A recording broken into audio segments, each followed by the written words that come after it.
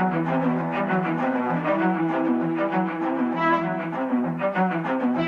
el presente video vamos a abordar los diagramas de caja y bigotes. Vamos a ver las características generales, la estructura del mismo gráfico y la elaboración o la construcción de este gráfico totalmente a mano.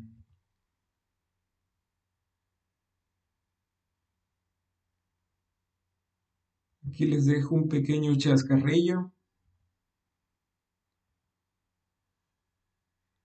En la parte inferior podemos ver lo que viene siendo la estructura generalizada de un diagrama de caja y bigote.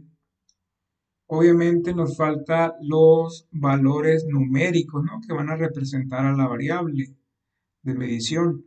Recuerden que en este y en cualquier otro tipo de gráfico siempre debemos de tener un eje rotulado con los valores que nos van a representar a esa variable de medición, ¿no? Muy bien, aquí les tengo el concepto de un diagrama de caja y bigote. No me voy a detener ahí. Me voy a ir directamente a ver las ventajas y las desventajas, ¿no? Aquí podemos ver que las ventajas son muchas. De entrada, el diagrama de caja y bigote nos representa los famosos cuartiles Q1, Q2 y Q3. En un momentito voy a estar hablando de cada uno de estos. También nos indica el valor de la mediana, que el valor de la mediana es igual a Q2. Los valores mínimo y máximo que vamos a tener dentro del conjunto de datos también nos representa valores atípicos. En inglés son los famosos outliers. Y también la dispersión de los datos, ¿no? Y de igual manera nos representa la simetría, si es que existe, ¿no?, dentro de un conjunto de datos. Y como desventajas, básicamente sería una, que es un gráfico complejo de interpretar. Esto es solamente comparado con los demás gráficos, ¿no? Por ejemplo, el gráfico de barras, el gráfico de pastel, los diagramas de tallo y hoja, los histogramas, son muy sencillos de interpretar. Y para poder interpretar este gráfico, pues hay que conocer, ¿no?, un poquito sobre la estructura del mismo. Entonces es la única desventaja que le encuentro. Muy bien, vamos a hablar más de la estructura de un diagrama de caja y bigotes. Aquí lo podemos ver, lo estoy representando de nuevo. Y solamente para que no se confundan, el diagrama de caja y bigotes se puede representar así tal cual como se ve, de manera vertical o también de manera horizontal, ¿no? Así como lo tenemos en la imagen que acaba de aparecer. Ambas formas vienen siendo lo mismo, ¿no? Ya sería cuestión de cómo se elabora o también del programa en el que se quiere elaborar, ¿no? Porque los diferentes software nos van a básicamente arrojar tanto verticales como horizontales, ¿no? Algunos ya vienen de manera predeterminada, entonces no hay problema cuál de las dos formas es. Básicamente, en este video vamos a trabajar de forma horizontal, ¿no? Pero vienen siendo, ambas formas es lo mismo. Muy bien, dicho esto, me voy ahora sí a poner todavía mayor detalle a la estructura de un diagrama de caja y bigote. Muy bien, esto de aquí es mi mejor intento de esto de acá. Muy bien, entonces voy a describir cada una de las partes o de los componentes que vienen implícitos en este diagrama de caja y bigote, ¿no?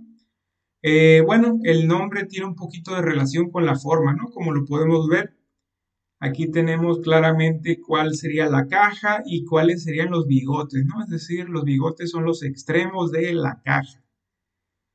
Muy bien, y precisamente al primer extremo o bigote de la caja se le conoce como, aquí voy a cambiar de color, es el valor mínimo. Y del otro lado de la caja Es decir, el bigote superior es conocido como el valor máximo. Ahora bien, me voy a ir directamente con color rojo a señalar qué representa cada una de las partes de la caja del gráfico, ¿no? Muy bien, la primera parte, es decir, donde inicia la caja, esto de aquí, se le conoce como Q1 y la línea vertical que tenemos que divide a esta caja, que es exactamente el valor central, es Q2 y Q2 es igual a la mediana. Y finalmente, donde termina la caja, se le conoce como Q3. Estos de aquí, Q1, Q2 y Q3, son los famosos cuartiles que comentaba acá. Miren, en un inicio en las ventajas, ¿no? Nos representan los cuartiles Q1, Q2 y Q3. Muy bien. Además de los cuartiles, como ya lo dije, nos representa el primer extremo del bigote, nos representa el valor mínimo, es decir, el valor más pequeño que vamos a tener dentro del conjunto de datos. Y el extremo superior nos va a representar el valor máximo que vamos a tener dentro del conjunto de datos, ¿no? Muy bien, ya lo había dicho anteriormente, Q2 es igual a la mediana, ¿no? Muy bien, ¿qué más tiene un diagrama de caja y bigotes? Como lo dije en la presentación, aquí está, lo voy a señalar. Valores atípicos, los famosos outliers. ¿Qué son los valores atípicos? Bueno, de entrada, imagínense que esta A de aquí no existe, ¿no? Diría típicos. Típicos, nosotros podemos dar una definición atípico, ¿no? Algo muy común, pero al agregar la preposición a esa palabra, vendría siendo básicamente lo contrario, es decir, es un valor que no es común, obviamente no es común comparado con el resto de los datos, ¿no? Dicho de otra forma, básicamente es una observación que es numéricamente distante o lejano del resto de los demás valores.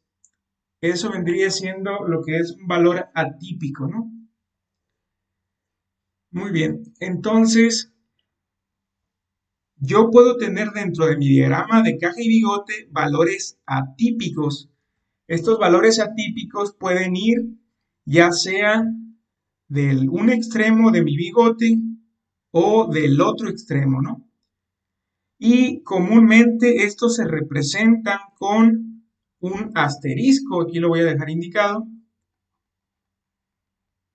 Comúnmente se representan con un asterisco en algunos programas, cuando nos los hace el gráfico en automático, nos lo representa también con un punto, en algunos otros programas con un circulito, ¿no? Y también creo que en MATLAB nos representa con una crucecita. Entonces, básicamente, los valores atípicos en este gráfico nos lo puede representar con cualquiera de estos, ¿no? Pero siempre, por lo regular, vienen en un color rojo estos valores atípicos, ¿no? Entonces, aquí yo solamente voy a dejar indicado el asterisco y estos los voy a borrar, ¿no? Pero era por si en algún otro gráfico o en algún otro programa les aparece uno de estos, cuando hagan un diagrama de caja y bigote, significa que son valores atípicos, ¿no? Muy bien. En este caso nosotros vamos a dejar un asterisco para indicar que son valores a poner y le voy a poner valores atípicos. Muy bien, y vuelvo a recalcarlo, ¿no? El valor atípico puede ir tanto del límite superior, es decir, pasando el bigote del lado derecho, o también puede ir del límite inferior, ¿no? Es decir, atrás de el bigote del lado izquierdo, ¿no? Muy bien, ¿cómo voy a saber cuándo tengo un valor atípico dentro de mi conjunto de datos? Bueno, ahorita vamos a estar trabajando en eso, porque obviamente existen fórmulas para ver si nosotros tenemos valores atípicos, ¿no? Y obviamente estas mismas fórmulas nos van a indicar de qué lado va a estar el valor atípico si es que está. No necesariamente tiene que existir un valor atípico, ¿no? Muy bien, entonces ahora sí ya tenemos completamente la estructura desglosada de un diagrama de caja y bigote, ¿no? Tenemos el inicio de nuestro bigote, que va a ser el valor mínimo, el inicio de la caja, que va a ser Q1, el cuartil 1, tenemos la mitad de la caja, que va a ser Q2, o dicho de otra forma, la mediana, Q2 y la mediana son exactamente lo mismo, y el final de la caja, ¿no? Que vendría siendo Q3, es decir, el cuartil 3, ¿no? Y el extremo del otro bigote vendría siendo el valor máximo, ¿no? Y obviamente si es que tenemos valores atípicos. Muy bien, voy a poner entonces una línea aquí y vamos a ver cómo lo voy a dejar esto aquí solamente para diferenciar. Vamos a ver ahora primeramente cómo calcular los cuartiles. Cómo calcular estos cuartiles cuando tengamos un conjunto de datos. Muy bien, entonces nosotros nos podemos topar con dos diferentes casos. El primer caso es cuando tengamos un número par de datos. Aquí lo voy a poner. Número par de datos. Y el segundo caso es cuando tengamos un número impar de datos. Cuando nosotros queramos estimar los cuartiles, lo primero que tenemos que verificar es si tenemos un número par de datos o si el número es impar, ¿no? Entonces voy a poner un caso para cada uno de estos. Voy a poner primero el número impar de datos, ¿eh? De aquí, vamos a suponer que nosotros tenemos, como ejemplo, 45, 48, 49, 50.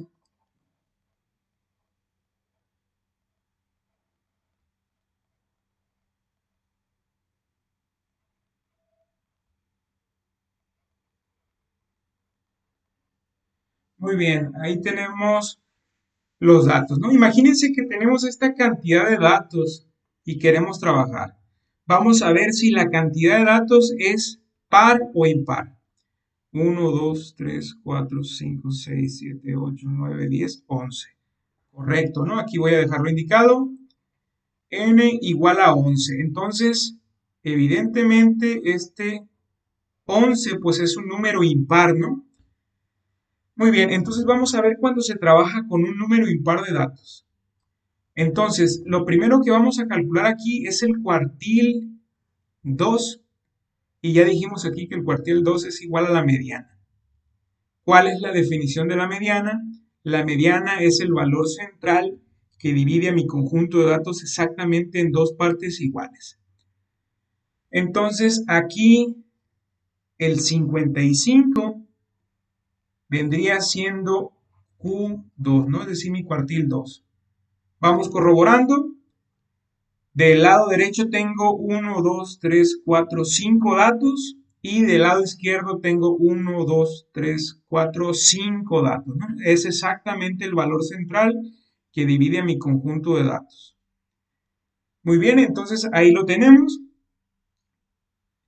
Ahora sí, vamos viendo al lado del 55 a la izquierda, ¿cuántos datos tengo?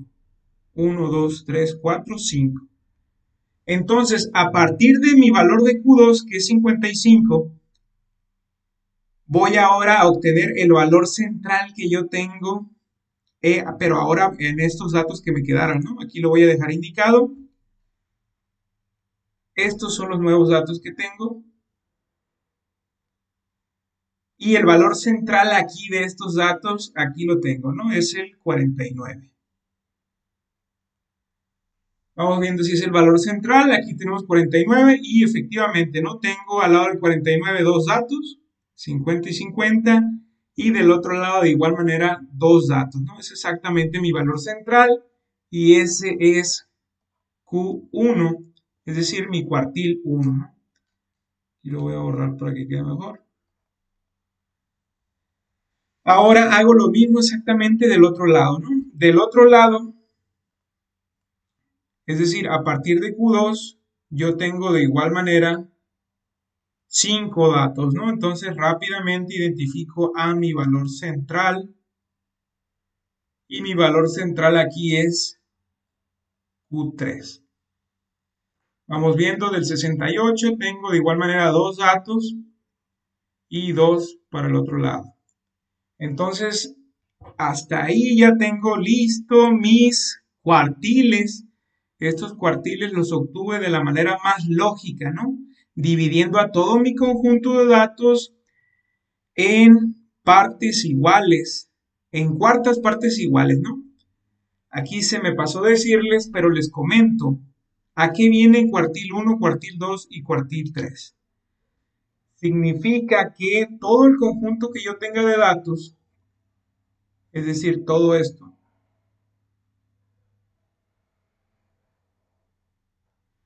todo mi conjunto de datos va a ser el 100%.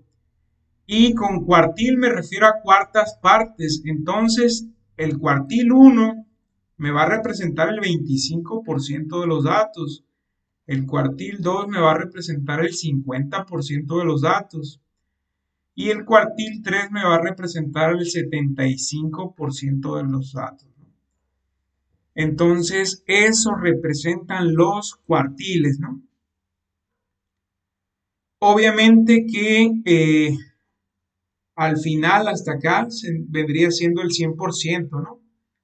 Y acá al inicio sería el 0%. Recuerden que estamos dividiendo en cuartas partes, ¿no? Entonces, a eso se refieren los cuartiles que estamos obteniendo. Eso es lo que nos representa en el gráfico, ¿no? Entonces, ya lo saben, siempre que vean el inicio de la caja del gráfico, quiere decir que del valor mínimo, es decir, desde el bigote hasta Q1, tenemos el 25% de los datos. Y desde Q1, es decir, de donde inicia la caja hasta la mitad de la caja, que es Q2, yo voy a tener aquí del 25 hasta un 50% de los datos, ¿no? Tal cual como lo dejo indicado acá, de 25 a 50 y obviamente de 50 hasta 75% de los datos hasta donde termina la caja, ¿no? Que es Q3. Y evidentemente de Q3 hasta el valor máximo, pues ahí está el resto de mi porcentaje, ¿no? Si hasta Q3 era 75, pues de 75 al valor máximo tenemos el otro 25% restante para que nos dé el 100% de los datos, ¿no? Muy bien. Entonces aquí ya obtuve, voy a borrar esto.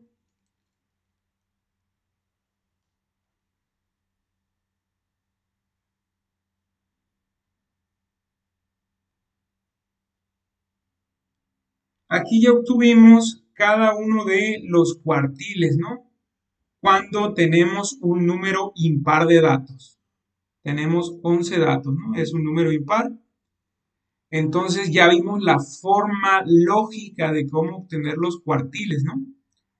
Pero también hay fórmulas para obtener cada uno de estos cuartiles. Y básicamente la fórmula es la siguiente, aquí se las voy a dejar indicadas, la voy a dejar indicada en verde,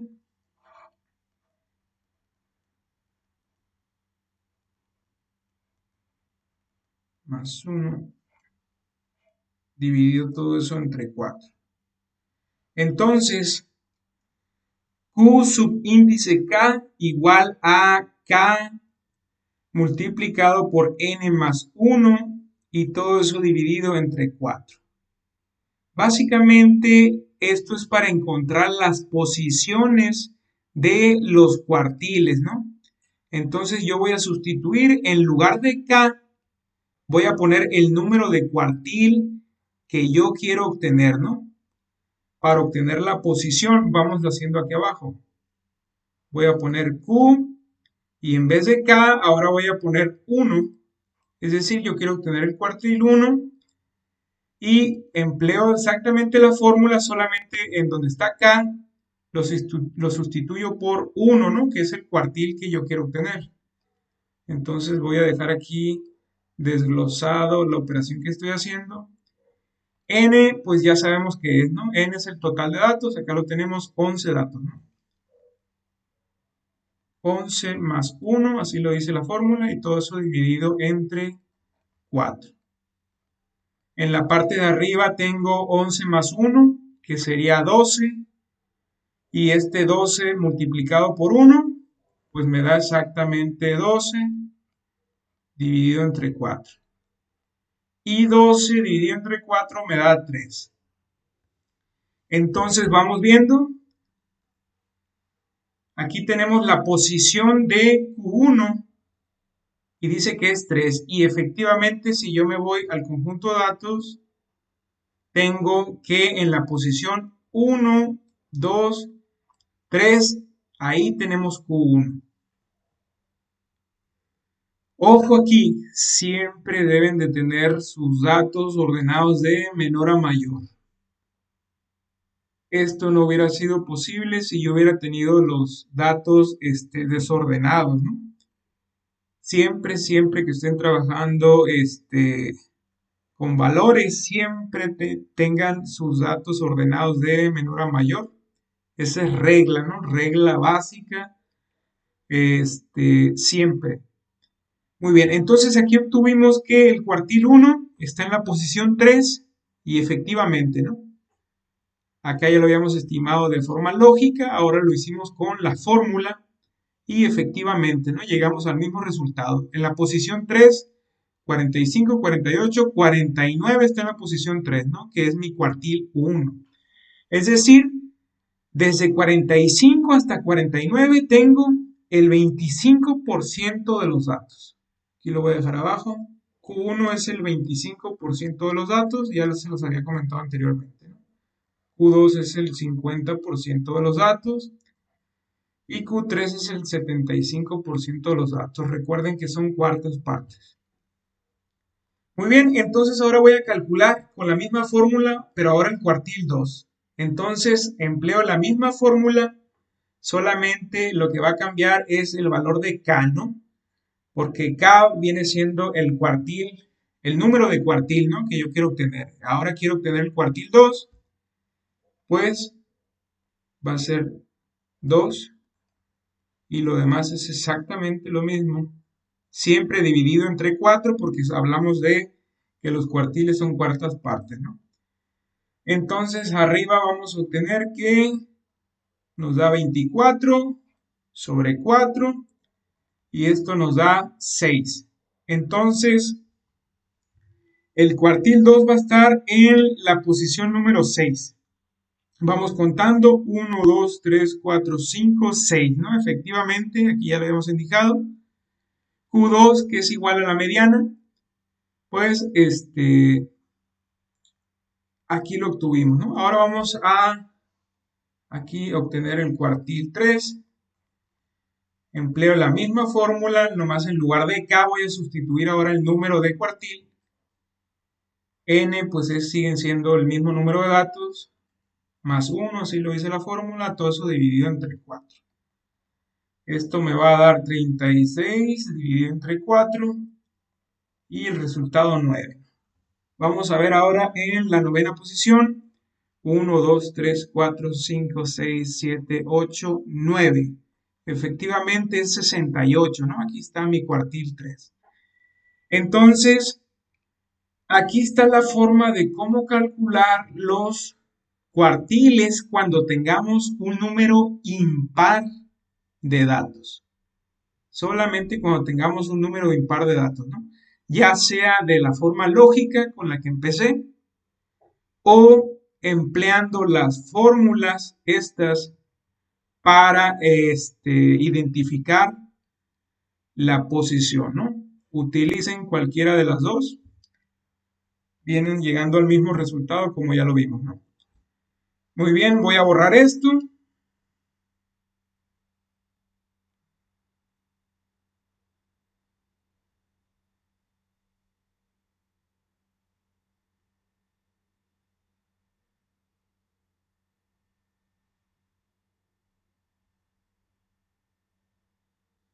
Y ahora me voy a ir al ejemplo, cómo obtener los cuartiles cuando yo tengo un número par de datos. Ok, vamos a inventar ahora otros valores para ejemplificar.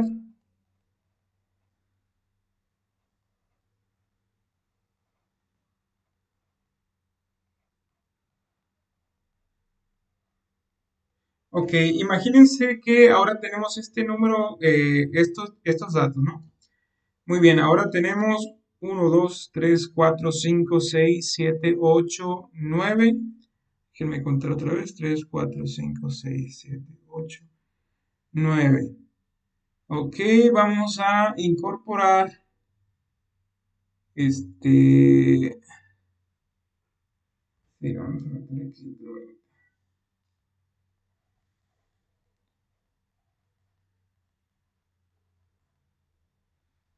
Ahora sí, ya tenemos aquí el ejemplo de un número par de datos, ¿no?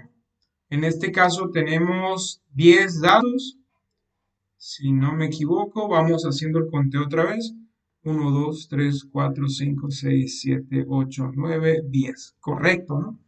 Ahora estamos en el caso cuando tenemos un número par de datos y queremos obtener los cuartiles, ¿no? Para este nuevo conjunto de datos. El procedimiento va a ser el mismo. Vamos a obtener siempre este de aquí, que vendría siendo el cuartil 2. Y el cuartil 2, lo vuelvo a repetir, es igual a la mediana. ¿Cómo calculamos la mediana de un conjunto de datos? Recordando la definición, es el valor central que divide exactamente mi conjunto de datos en dos partes iguales. En este caso, mi valor central quedaría aquí, quedaría englobando estos dos datos, ¿no? El 19 y el 20. Esto es porque yo tengo un número par de datos, ¿no? Aquí yo no voy a tener exactamente un valor central. Fíjense, a partir de la línea que puse entre el 19 y el 20, yo tengo 1, 2, 3, 4, 5 datos a la derecha y 1, 2, 3, 4, 5 datos a la izquierda. Muy bien, entonces lo que tengo que hacer es primeramente obtener la mediana. ¿Y cómo obtengo la mediana cuando tengo un conjunto de datos par? Tengo que hacer un promedio. Entonces hago el promedio de esos dos valores y voy a obtener que me va a dar 19.5. Entonces, 19.5 va a ser ahora el valor de Q2, es decir, la mediana. Si no tienen idea de cómo obtener el valor de la mediana, ya sea cuando se trabaja con un número par o impar de datos, en la caja de descripción de este video podrás encontrar un video de cómo estimar la mediana en los dos diferentes casos, ¿no? Muy bien. Y siguiendo esta misma lógica, ahora sí voy a obtener el valor central del resto de valores, ¿no? De donde tengo mi línea, a partir de aquí yo tengo ¿cuántos datos? 1, 2, 1, 2, 3, 4 y 5. Entonces aquí fácilmente ya puedo identificar cuál es el valor central, ¿no? 21 vendría siendo mi valor de Q3 y haciendo lo mismo del otro lado, yo tengo que mi valor central acá va a ser 18, ¿no? Ese vendría siendo Q1. Entonces, aquí tenemos el caso de cómo estimar los cuartiles cuando yo tengo ahora un número par de datos, ¿no? Como este ejemplo donde yo tengo una n igual a 10, ¿no? 10 es un número par. Entonces, aquí también tenemos fórmulas, como lo hicimos anteriormente. Cambian las fórmulas, sin embargo, los valores que se obtienen no son exactos. Entonces no viene ni al caso que las toque, ¿no? Entonces, estas son las dos formas con las cuales se puedan llegar a topar para obtener los cuartiles, ¿no? Ya sea que se trabajen con número par de datos o con un número impar de datos. Muy bien, entonces esto lo voy a borrar y todo esto vino derivado de que necesitamos nosotros conocer los cuartiles, obviamente porque son, fíjense, son la estructura principal de cómo vamos a elaborar la caja, ¿no? De nuestro gráfico. Entonces, voy a utilizar exactamente los mismos datos que puse anteriormente para no prolongar el video. 45, 48.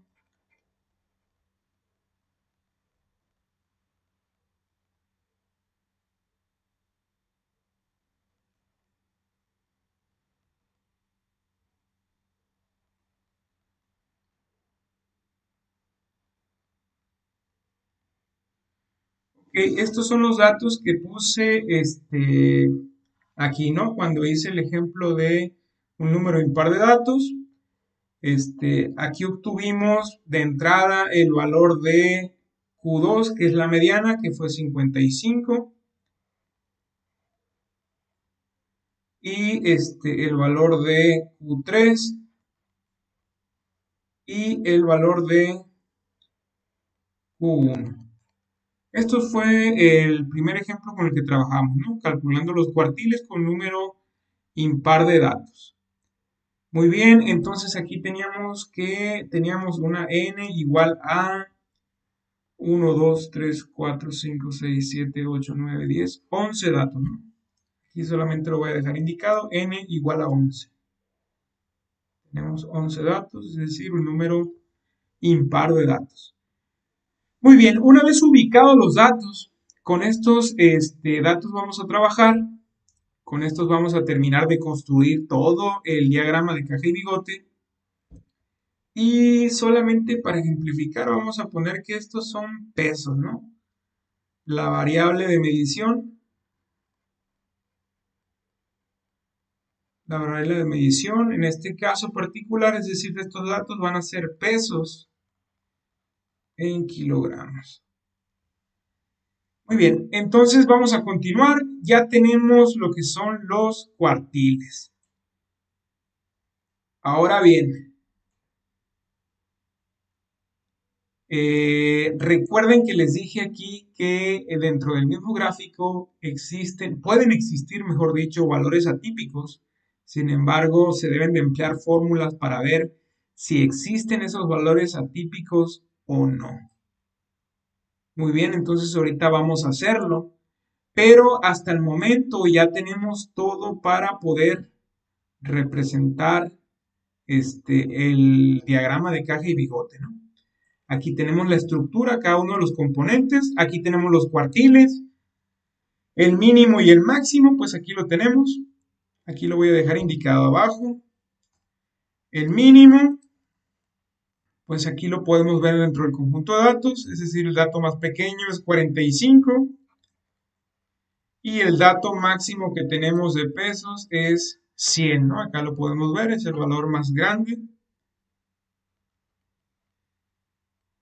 Muy bien, algo más que debemos de calcular para poder implementar el gráfico.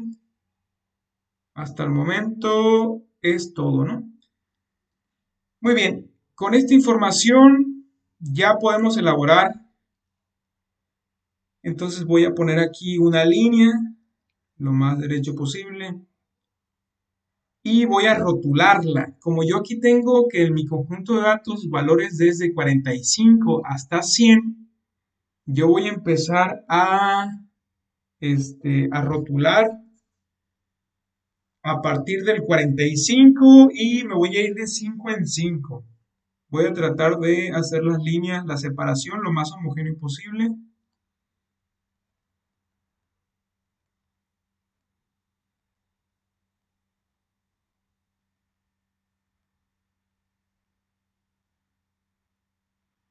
A ver, voy a ir entonces de 5 en 5.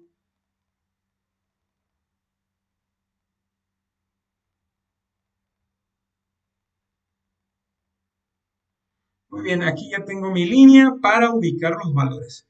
Ahora sí, tal cual como viene en el esquema acá, voy a empezar con mi valor mínimo, que va a ser el inicio de mi bigote. Entonces mi valor mínimo aquí es 45. Entonces lo voy a dejar indicado aquí. En 45 vamos a poner una línea ahí, que va a ser el inicio de mi bigote. Ahora, tal cual como lo dice la estructura, voy a ubicar el valor de Q1, que vendría siendo el inicio de mi caja. Entonces aquí lo tenemos calculado, 49 es mi valor de Q1. Entonces en 49 aquí, antes de 50, voy a marcar otra línea que será el inicio de la caja de mi gráfico, ¿no? Aquí lo tenemos. Voy a marcar ahora Q2, acá está, que es 55, vendría siendo la mitad de mi caja, ¿no? Ok, 55. Vámonos, ¿no? Vámonos ahora con el final de la caja, que es Q3, 68. Entonces, acá lo vamos a dejar indicado antes de 70, ¿no? Así bien derechueco, voy a borrarlo. Ahí está. Muy bien, entonces ya tengo el inicio, la mitad y el final de la caja. Ahora solamente tengo que unirlas, terminar de completar la caja. Ahí está, ¿no? Aquí ya le puedo prolongar este bigote, ¿no? Me falta ubicar el bigote del lado derecho, que es el valor máximo. Entonces, el valor máximo lo tengo hasta 100. Entonces voy a poner una línea, aquí lo ubico 100 y voy a prolongar la línea, ¿no? Ahí está el otro bigote de mi extremo. Entonces, si se confunden, si se pierden, pueden ir ubicando cada uno, ¿no? Es decir, aquí este es mi valor mínimo, aquí es Q1, aquí es Q2, aquí es Q3 y acá es mi valor máximo. Muy bien, entonces aquí casi tengo listo, ¿no? Hay que rotular, hay que ponerle la variable de medición, ¿no? Es decir, estos valores que me están representando son pesos, ¿no? Es lo que dijimos y siempre las unidades entre paréntesis. Muy bien, entonces hasta aquí, hasta este momento, tenemos casi completo este, nuestro diagrama de caja y bigotes, ¿no? Sin embargo, aquí se tendría que hacer una pequeña modificación.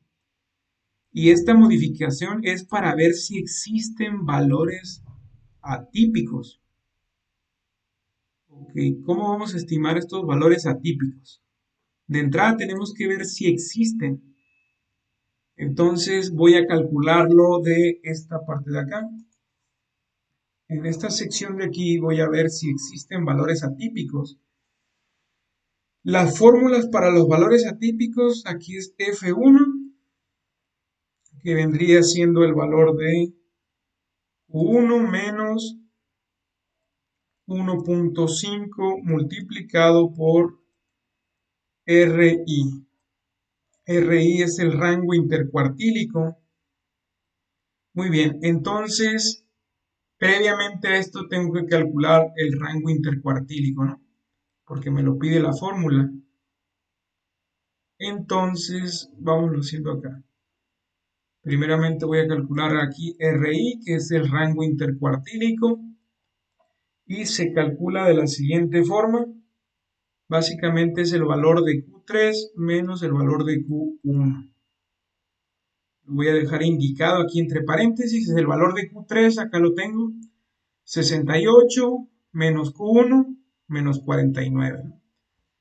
Entonces, 68 menos 49, esto me da un total de 19, ¿no? Ahora sí, una vez calculado el rango intercuartílico, que es RI, voy a calcular los valores atípicos, ¿no? Si es que existen. Estas son las fórmulas. Aquí está la primera fórmula. Esta es la primera fórmula, ¿no? FI igual a Q1, es decir, el cuartil 1 menos 1.5 multiplicado por el rango intercuartil. Entonces, vamos a ver. Vamos a hacer la sustitución. F1 igual a Q1, dice la fórmula, ¿no? Q1, acá lo tenemos, es el valor de 49, menos, entre paréntesis, dice la fórmula 1.5, multiplicado por el rango intercuartílico, que es RI. RI ya lo calculamos arriba, es 19. Ok, 19. Y eso nos da un total de 20.5.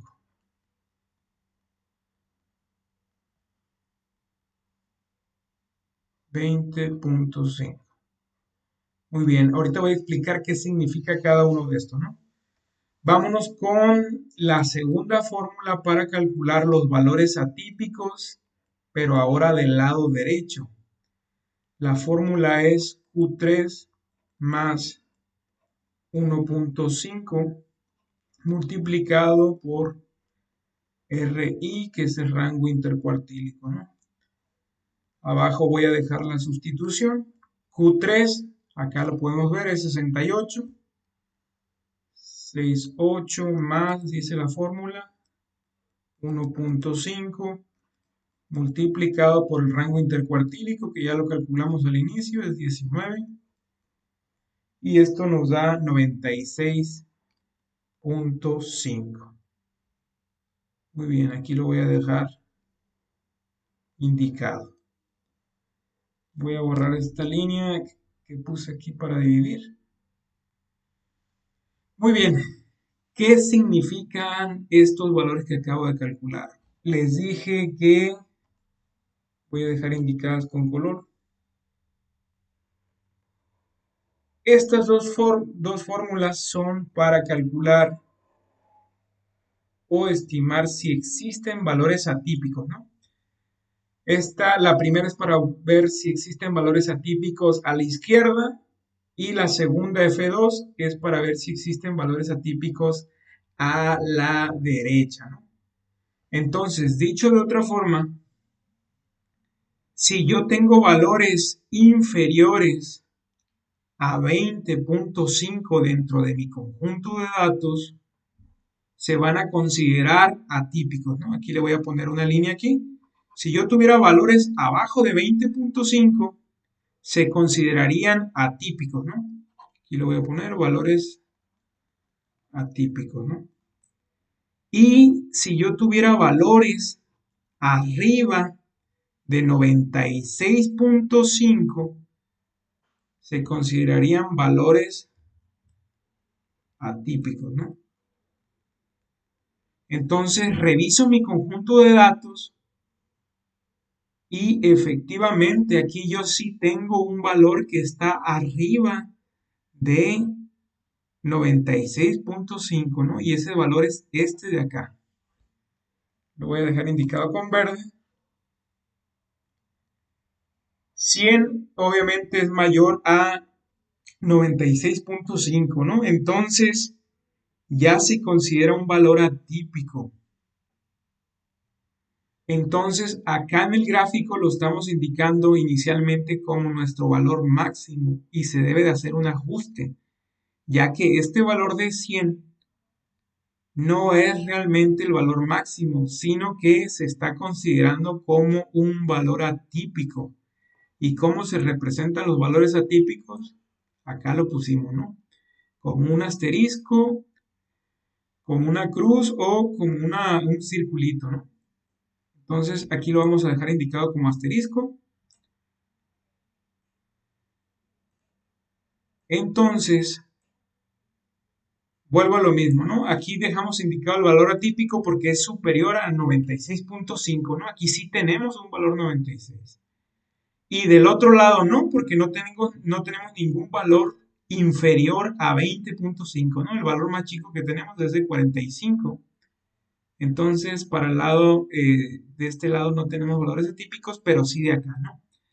Entonces vamos a hacer un ajuste y donde era nuestro valor máximo, ahora va a ser, lo vamos a dejar con rojo, un valor atípico, ¿no? Aquí en 100 dejamos el asterisco que va a ser un valor atípico, ¿no? Y también le voy a poner la línea aquí para indicarlo, ¿no? Ahí está el valor de 100. Muy bien, entonces si detecté que el valor de 100 es un valor atípico, ahora debo de poner el valor que está abajo, es decir, el valor inferior que yo tengo dentro del conjunto de datos que esté abajo del valor atípico, para ponerlo como mi valor máximo. Y ese valor es 75, fíjense, 75 está antes de mi valor atípico, entonces ahora 75 sería mi nuevo valor máximo. Y fíjense todo lo que tengo que recortar. 75 aquí está, y ahora mi bigote llegaría hasta aquí. Lo voy a dejar con el mismo color. Fíjense, mi bigote llegaría aquí ahora, ¿no? A 75. Entonces borro todo lo demás, ¿no?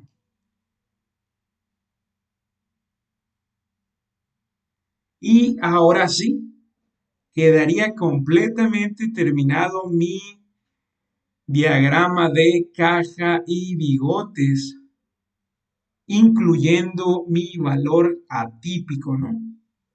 El valor atípico que salió resultante, es decir, el peso de 100 para este conjunto de datos como ejemplo, se marcó como un valor atípico, ¿no? Este, ¿Qué más podemos obtener? Vuelvo a lo mismo, ¿no? Entonces, ahora 75 sería mi nuevo valor máximo, ¿no? Aquí lo voy a dejar solamente para que no se confunda, ¿no? Máximo.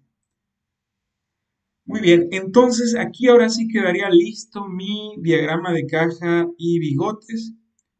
Recuerden que el inicio de mi bigote es el valor mínimo, el inicio de la caja es Q1, es decir, de aquí a aquí tengo el 25% de los datos, de Q1 a Q2 tengo otro 25% de los datos, ¿no? Es decir, desde el bigote hasta Q2 tengo el 50% de los datos.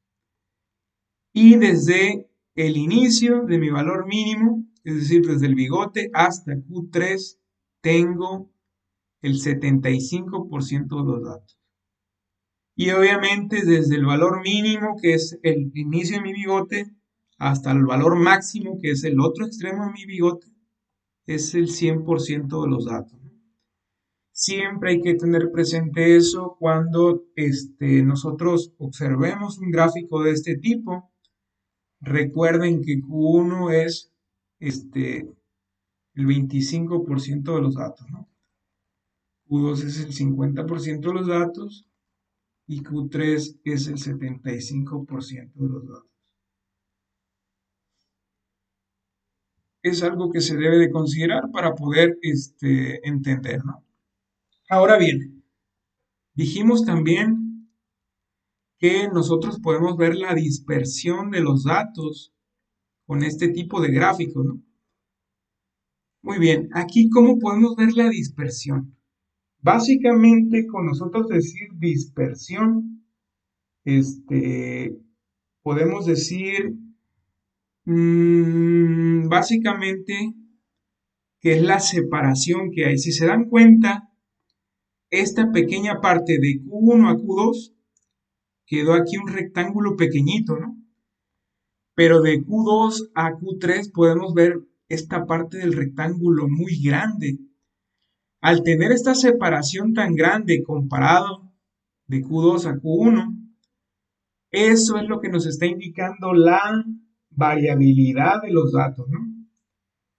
Entonces, aquí si nos llegaran a preguntar este, de dónde a dónde es la mayor variabilidad de los datos, yo pudiera decir que es de el 50%, que es Q2, a 75%, ¿no?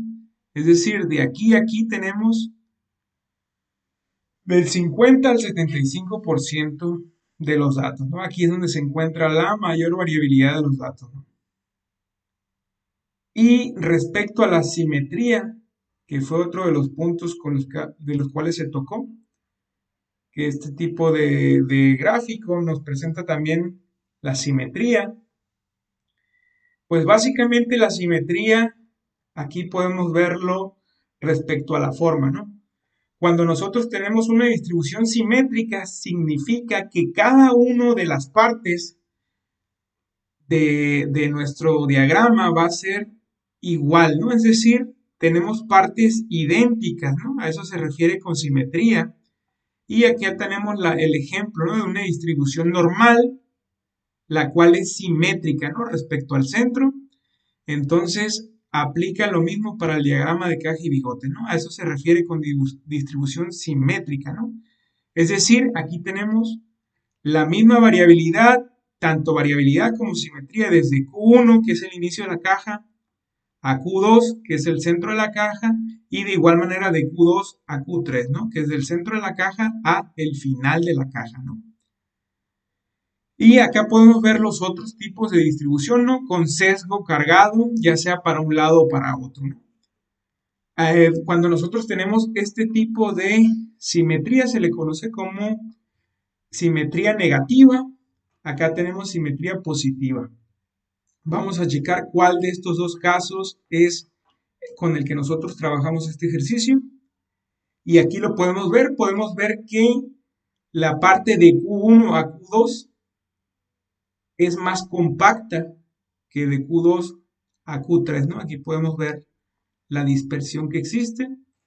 Entonces, básicamente este sería el tipo de distribución y la simetría con la cual nosotros nos tocó trabajar en este ejercicio, ¿no? Una distribución simétrica cargada positiva, ¿no? Fíjense, aquí lo podemos ver y ahora nos vamos acá, ¿no? Aquí está.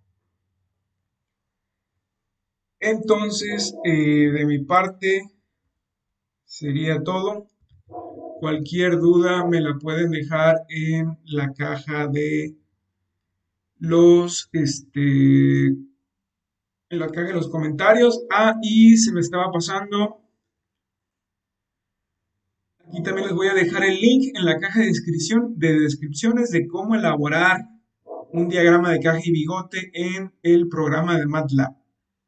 Muy rápido y sencillo.